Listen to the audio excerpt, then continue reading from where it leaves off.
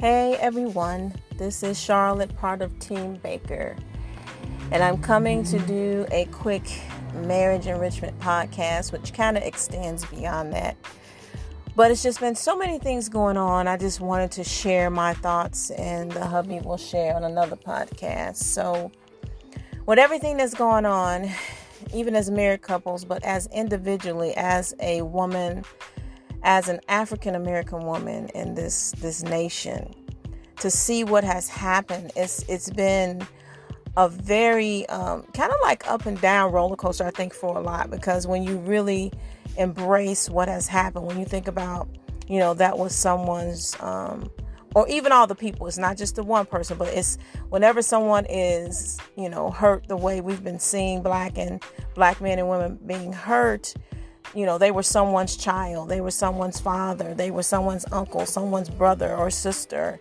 And so it's been a really, close-knit concept, because I'm someone's, child. My mother is going on to be with the Lord, but I still have a dad.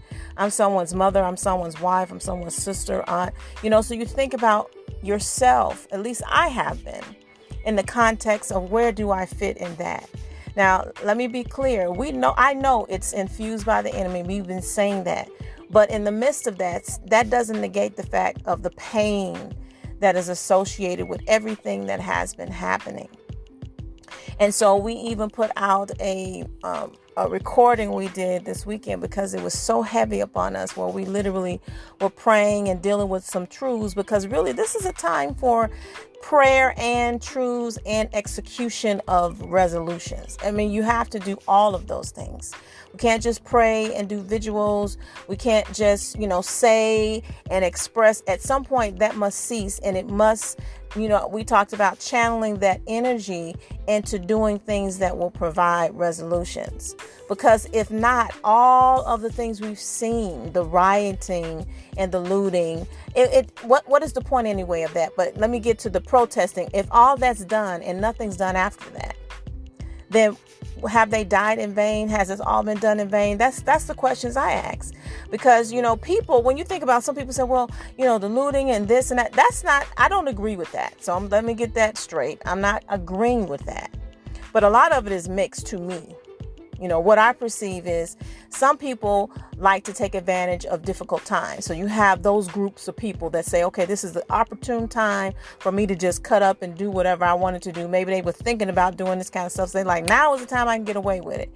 Then the other group that I see are those who are just so hurt and wounded, and they don't know what to do. Like I've been quoting the Dr. King's quote that he said so many years ago about how when people riot, that's a language of the unheard. So that's the other group, people that feel they haven't been heard, and you're seeing that on broadcast after broadcast and different things. It's so much it can consume you. So I try to really limit what I see, because it's 24 hours. And when you do that, for me, it can just consume you to the point where you can just be almost in a basket case situation, because it's so emotional. It's so hurtful. It's so painful, and it's so unjust. So you got a lot of things going on. But my point of this podcast is just to express that, yes, even as a body of believers, if you are one, we still, of course, have emotions about everything that's happening. But be clear, a lot of the things that have happened, some people we know have experienced somewhat similar things. So what was happening, as we were sitting, my husband and I, we were sitting thinking about our life. We've been living a little bit, and we're grateful. We're grateful. But we have experienced some of these things we've seen in reference to racism. Thank God, it was nothing detriment, our lives, but it was something that was very hurtful and very confusing. So to the point that when we were talking about this, I said, we need to put this in a little booklet or something, if for nothing else, for ourselves, because really what was happening, I was realizing that I may have had some unresolved issues that I didn't even realize. It wasn't like, something that I couldn't, it was, just gripping me. I couldn't function. That wasn't it. But when I started to reminisce, I'm thinking, wow, for me, My personal experience with racism started back when I was 9 or 10 years old, and I was telling my husband about it, and he was like, wow. I said, yeah. When I start thinking and reminiscing that as an African American at that time girl, going throughout my young adult years and now, I have experienced different things from different races. And that's part of the things we're going to put in this little booklet for our own purpose. And we may, share it with others. I think we may or start to ask others to share their experiences. But when I think about the word that was spoken to me at 9 and 10 years old, not really understanding what was going on, and the words being spoken from children my age, I didn't even realize, it didn't even dawn on me what, this age-old spirit of racism. I didn't even know what that was. My mom and my dad, they didn't really talk about that. They kept us pretty protected. But, we saw things like the old movie when we saw by Alex Haley, Roots. That was probably the most conversation, if you want to say, we had. My parents didn't really say much other than it was horrific. It was terrible. But I didn't understand what racism really was until I went to an event and these children called me this name, and you know what the name is. And I never told my mom. So I started thinking about all the times that I've experienced it as I was looking at what's happening in our nation. And the reason I know, God really wanted me to think about it is because he wanted me, he challenged me. So I'm challenging you.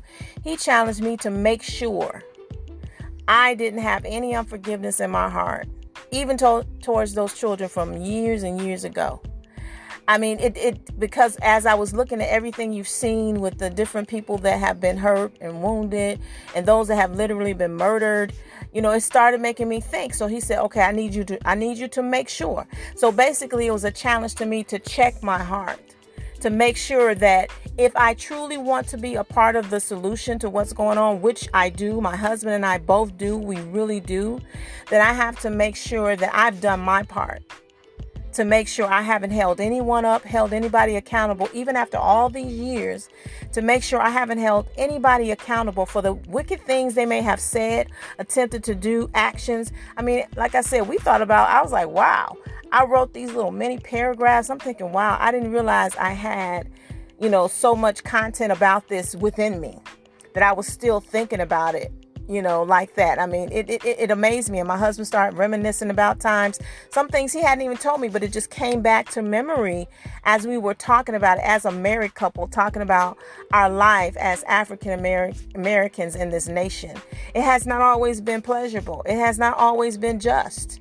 It has not always been nice, And so all these things are coming up now because I know, and I think many people know, what happened to this one young man this past week is like a culmination of everything that has been happening. And I began to see, like I said, weaving my own story into all the other stories that unfortunately their stories ended with their death. But when I started seeing it, I started weaving in, yeah, this happened to me. And yeah, this person said this to me. And yeah, this person treated me that way. So I said, okay, I have to make sure that I don't allow, the enemy to keep me stuck or attached there, because then it's going to make it very difficult for me to hear and see clearly what resolutions we can. Yes, I've been angry. Yes, I've been upset, but I can't live there. Because living in that constant emotion of pain it's just going to be perpetual, and you're not going to move forward. You're not going to be able to really want to hear resolutions or solutions to what we can do, because if we all do our part, like I said, we all can pray. Now that we can do, but beyond prayer or with prayer, what else can we do? We talked about this on our recording, that we need to pray, and then we need to get the mind of God. We need to get strategies on how to pray, even through this that's going on now with all the violence and things. But then after that, in the middle of that, really, we need to make sure we know how to proceed. What do we need to execute? Where do we need to be? This is the time we need to be in certain positions of authority. It's that time. So this has pushed us, if you will, push the nation, and the world is looking, push the nation to deal with something that has been happening, because of technology. That has afforded us, unfortunately, in a good way and a bad way, but it's afforded us the opportunity to see things that we don't necessarily want to see. But it has given us the opportunity to say, you know what? If anybody looks at any of the videos, from different people, from all the people that have lost their lives, unless there's something wrong with them mentally, it's no way they can't say that it wasn't a murder or it wasn't vicious. There's no way. And that's all because of technology. So I'm grateful for it in that sense. But it's just because of the constant replaying. And then you see more things cropping up, new things. You see how even on some of the protests we've seen where there have been, like what I say, plants within the groups that are hurting people within the groups because their motives are not correct. They had their own motives. But my point, with all that being seen and all that being said, what are we going to do? And that's been the challenge to me. What are we going to do?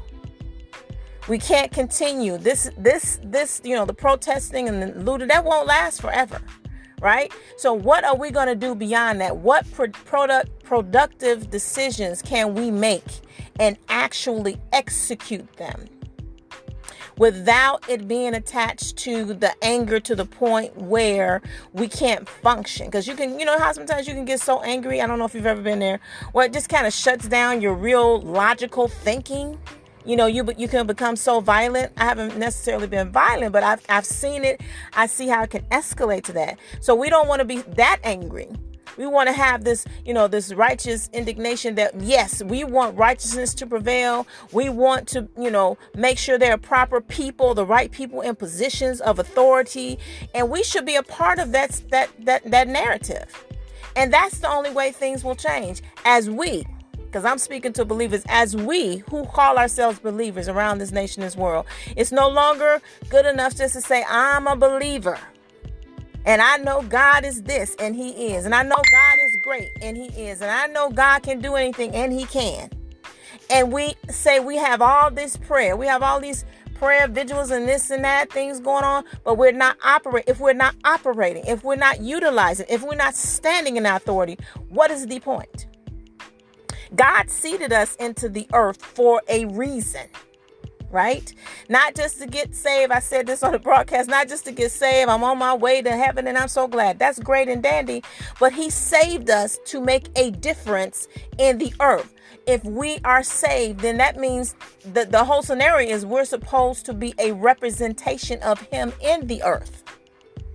And again, in order to be a true representation, we're challenging you. I'm challenging you to make sure that if you have any unresolved issues or any issues of unforgiveness in your heart towards any race that has misused you, even your own race, our own race. Sometimes our own African American brothers and sisters have not always been kind, but in particular, I'm talking about those outside of the African American race, because I'm being very clear on this broadcast, okay? If there's any unforgiveness in our heart, we have to really focus on that right now, in this moment, in this time, so that we can effectively be a part of the narrative that's going to have to be discussed in many different platforms, whether it's discussed in churches, the government platform, even the issue with police officers. There's going to need to be some restructuring there. Somebody needs to be in place to be able and willing to talk about what can be done to change, to shift how things are done. All the way to the top, how things are done. So that's my rant and my rave. I'm going to again encourage you in everything that has happened. Think about if there was any time in your life where you were hurt, where you were wounded, where you were discriminated against from, by any race. This is the time to deal with that, so that when it's time to get in line and stand in line, I'm talking about a fictitious line, but not really fictitious, but in my scenario here, getting in line and saying, okay, I can do that assignment. Oh, I can help with this in government. Oh, I can help with that. We talk about the 7 mountains of influence sometimes. Oh, I can help, in the religious structure, meaning the church. That's another piece, of course, that will have to be dealt. But you have to be in a place where you're able, again, to make sure that your heart is clear. That's what God was telling me. Make sure our hearts are clear so that we can help bring his resolutions, because God already knows the answers. He already knows what needs to be done. But if we're so angry to the point of violence, we probably won't hear it. And it may seem like it's not going to be worth it because we just want major, what we've been saying, major, transformation. And we're going to make it. We're going to make it. We're going to roll over cars and but that's not what's going to ultimately make a change. Okay, because again, we're dealing with a spiritual application that has been created and been used and been operating for many, many hundreds of years. It's been like since the beginning of the first group of slaves that came over.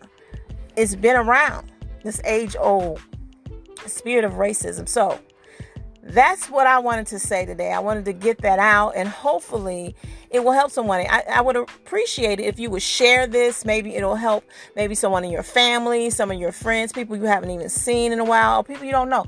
Just pass it on. And I hope it will be helpful. Okay?